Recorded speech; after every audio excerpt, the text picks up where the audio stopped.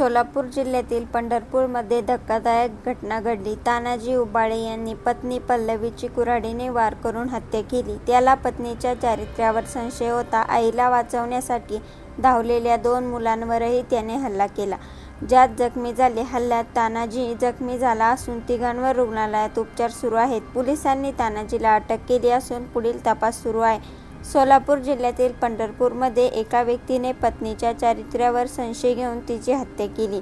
तानाजी उबाळे असं आरोपीचं नाव आहे. त्याने कुऱ्हाडीने वार करून पत्नी पल्लवीला संपवलं. ही धक्कादायक घटना आज पहाटे लक्ष्मी टाकळी गावात घडली. आईला वाचवण्यासाठी धावलेल्या 2 मुलांवरही तानाजीने हल्ला केला, ज्यात ते जखमी झाले. ह्या हल्ल्यात तानाजीही जखमी झाला असून तिघांवर रुग्णालयात उपचार सुरू आहेत.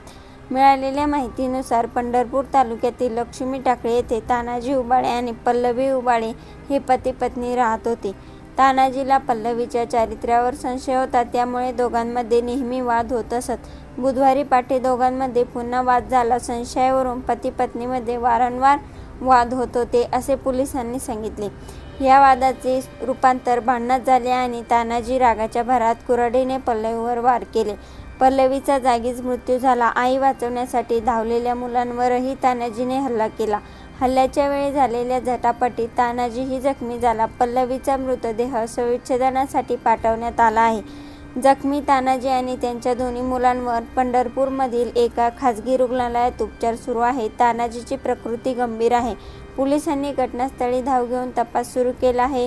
या दरम्यान या घटनेमुळे परिसरात खळबळ उडाली आहे. पोलिसांनी सांगितले की तानाजीने पत्नी मारल्यानंतर स्वतःलाही मारण्याचा प्रयत्न केला. सध्या पंढरपूर पोलीस या प्रकरणाचा अधिक तपास सुरू करत आहे. आरोपी तानाजी उबाळे यांच्यावर खुनाचा गुन्हा दाखल करण्यात आला आहे. जखमी मुलाची प्रकृती स्थिर असून त्याच्यावर उपचार सुरू आहेत. ही घटना ऐकून याविषयी आपल्याला काय वाटते? आपली प्रतिक्रिया नक्की कळवा.